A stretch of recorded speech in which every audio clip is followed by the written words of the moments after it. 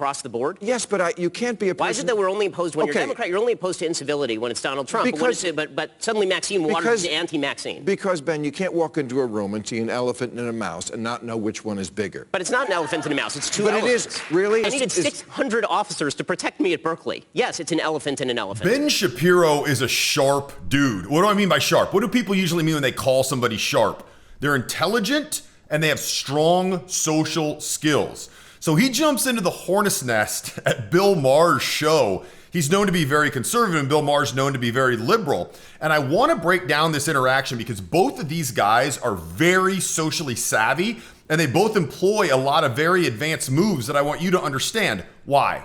Because I want you to up your social game. I want you, when you're challenged by somebody who maybe has a different belief system than you, or you need to be able to represent yourself. Maybe you're just making an argument at the workplace. You're trying to figure out how you're going to get the manager to give you the schedule you want. This is going to help you be able to handle those things effectively. So let's dive in here and break it down. I appreciate it. I always say this to conservatives who come on our show.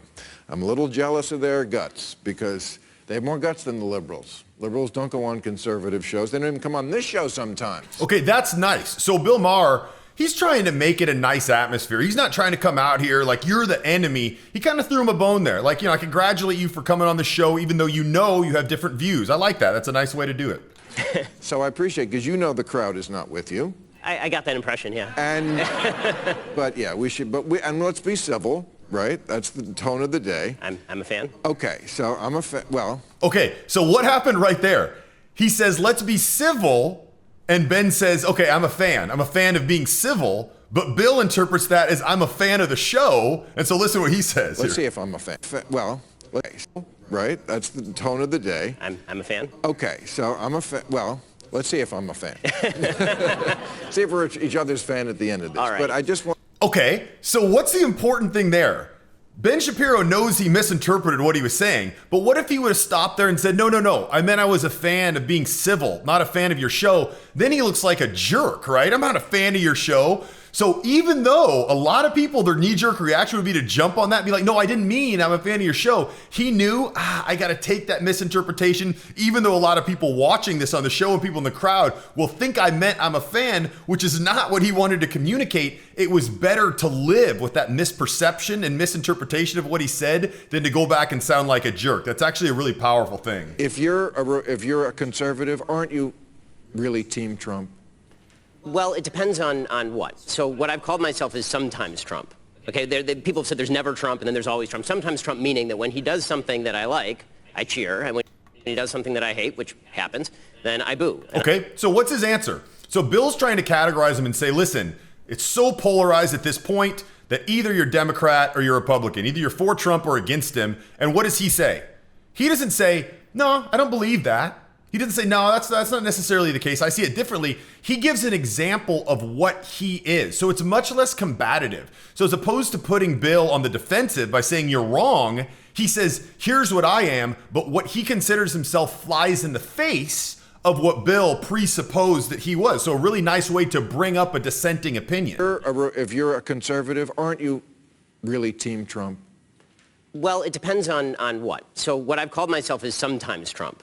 Okay, people have said there's never Trump and then there's always Trump. Sometimes Trump meaning that when he does something that I like, I cheer, and when he does something that I hate, which happens, then I boo. And I'm booing as loudly as you are when he does something that's really bad. But listen, you're very upset about this Supreme Court nominee. I am very pleased about this Supreme Court nominee as a conservative, right? He's doing a lot of things that I like in terms of policy. Now, that doesn't mean that I am cheering his character, because I think that it is very difficult to cheer Donald Trump's character, nor do I think it's appropriate. Well, So there's been 2 times where he has said things that are commonly not accepted or I should say enjoyed by the Republican Party. He said, I'm not cheering Trump's character. And earlier, if you heard, he said that if Trump does something he doesn't like, he's booing just as loudly as him.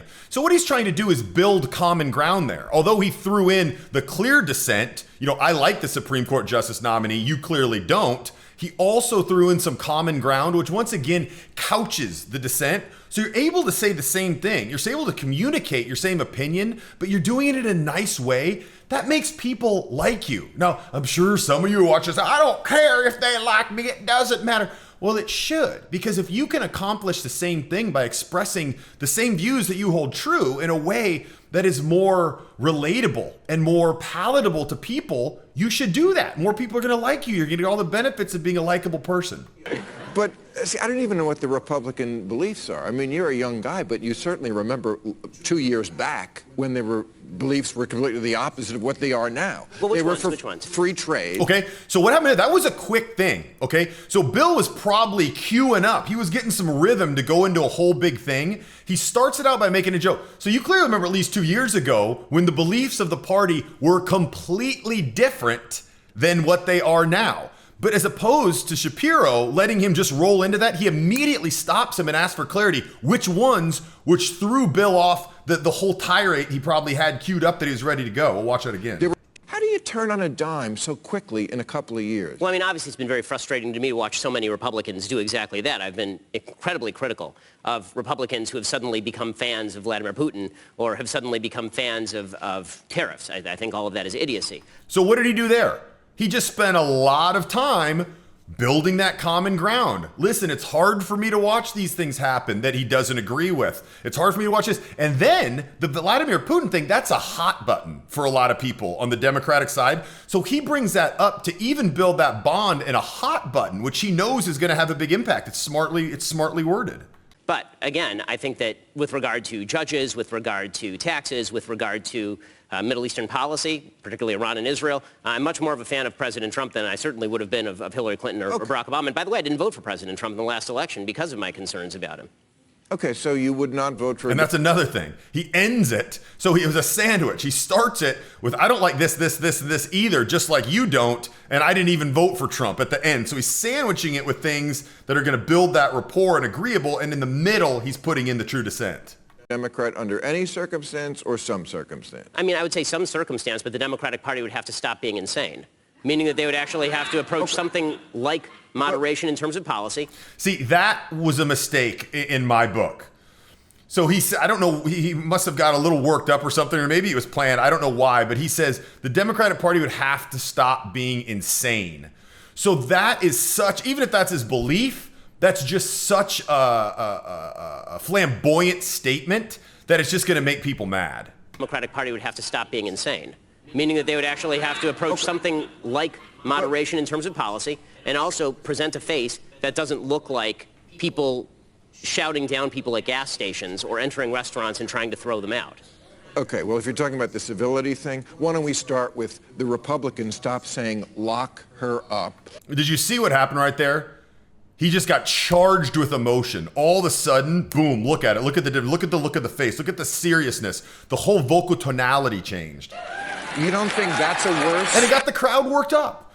The way that you speak these words, what they're saying is important, but the way they deliver them, do they sound like they believe themselves? Do they sound convincing? It's always interesting to me when you see people, maybe you've seen this at your own workplace, there's someone who actually is more qualified to give an answer. Maybe the CEO is asking a question and there's somebody who's very qualified, but when they speak up with their answer, they sound timid. Their vocal projection is bad. They say, I think it's this and this. And then there's some guy who really doesn't know much about it, but he's a confident guy. Maybe he's a sales guy. And he says, no, I saw out there this and this and this. We're going to do this. So many times that guy is going to get heard versus the guy who's actually more qualified. So when these guys are debating, the way they are speaking, their vocal tone, their vocal presence, their vocal strength has a huge, huge impact on that. If you, when you talk, people don't necessarily want to stop and listen. Maybe it's hard for you to keep people's attention, or maybe when you're talking, people kind of walk away from you. You don't feel strong when you talk. I'd encourage you to go to the vocalpowerbootcamp.com, or you can just click up here in the left corner and click on the card and it'll take you there. I've got a video there that'll talk to you about how you can get your voice all dialed in so you can get that kind of reaction that Bill did with the crowd right there. Abridgment of civility? I don't think it's...